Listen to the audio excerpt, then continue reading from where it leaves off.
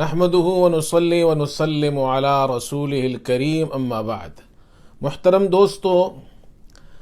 گزشتہ دن یہ خبر ملی کہ شام میں مجدد اول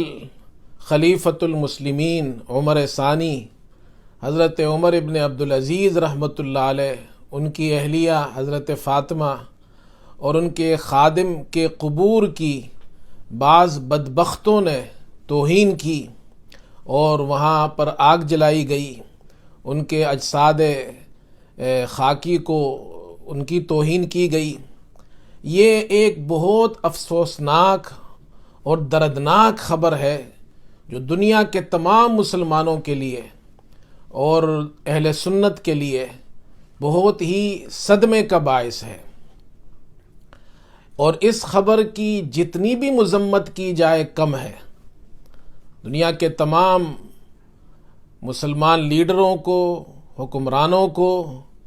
اس پر سخت نوٹس لینا چاہیے۔ مقدس ترین ہستیاں اور خاص طور پر اسلام کی مقدس ترین ہستیوں کی ہمیشہ دیکھنے میں یہ آیا ہے کہ وقتاً فوقتاً ان کی شان میں گستاخی کی جاتی ہے۔ کبھی صحابہ اکرام کے شان میں گستاخی کی جاتی ہے، کبھی ازواج مطہرات کی شان میں گستاخی کی جاتی ہے، اور پھر اب مسلمانوں کے ایک عظیم ہیرو جو مجدد اول ہے اسلامی تاریخ کے، جن کو عمر ثانی کہا جاتا ہے، ان کے قبر کی توہین کی گئی۔ ان کو عمر ثانی اس لیے کہا جاتا ہے کہ انہوں نے حضرت عمر کی طرح اپنے دور خلافت میں عدل و انصاف کو عام کیا تھا، اور اس کے ساتھ ساتھ ان کی رگوں میں بھی فاروقی خون دوڑ رہا تھا۔ آپ کو معلوم ہونا چاہیے عمر ابن عبدالعزیز رحمۃ اللہ علیہ، ان کی والدہ ام عاصم یہ حضرت عمر ابن خطاب رضی اللہ تعالی عنہ کی پوتی ہے، اور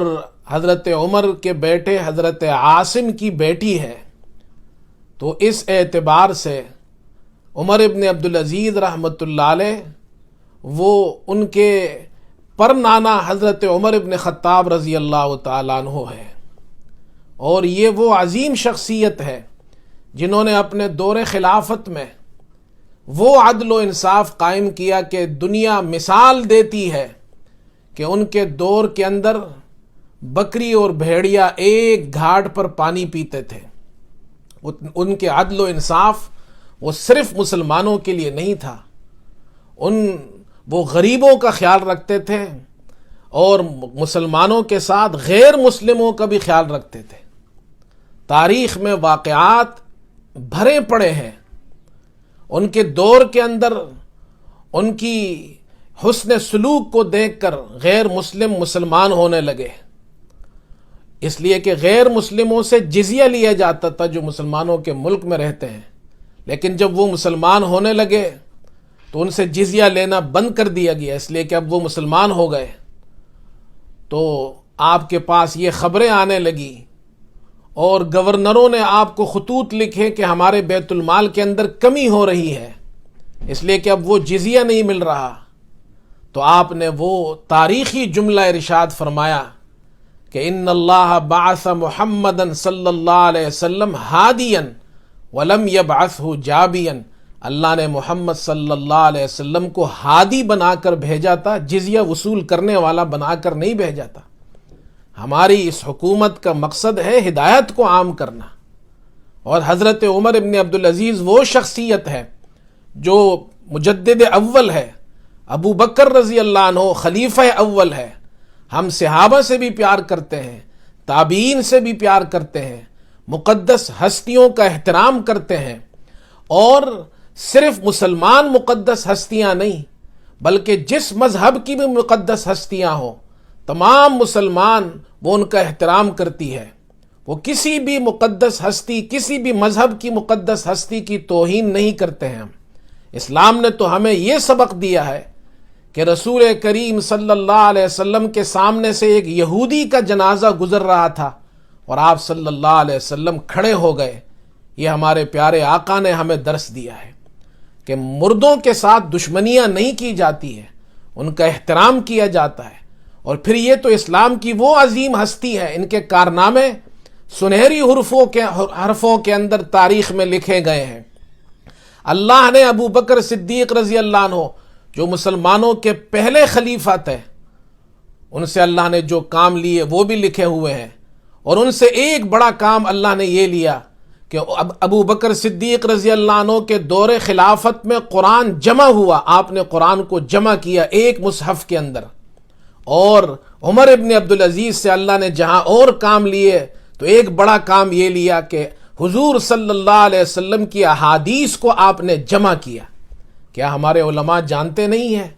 کیا ہمارے طلباء جانتے نہیں ہیں؟ مدارس کے اندر جب حدیث کی کتابیں شروع کی جاتی ہے تو عمر ابن عبدالعزیز کا یہ قول بھی پڑھایا جاتا ہے، تمام علماء مدرسین یہ پڑھاتے ہیں۔ اور کیا پڑھاتے ہیں کہ آپ نے مدینہ کے گورنر کو یہ خط لکھا اور ان سے یہ ارشاد فرمایا کہ انظر، کہ تم دیکھو، ماذا من حدیث ما کان من حدیث رسول اللہ صلی اللہ علیہ وسلم فاکتب ہو، حضور صلی اللہ علیہ وسلم کی حدیث کو جمع کرو، ان کو لکھو، اس لیے کہ مجھے علم کے مٹ جانے کا اور علماء کے چلے جانے کا خوف ہے۔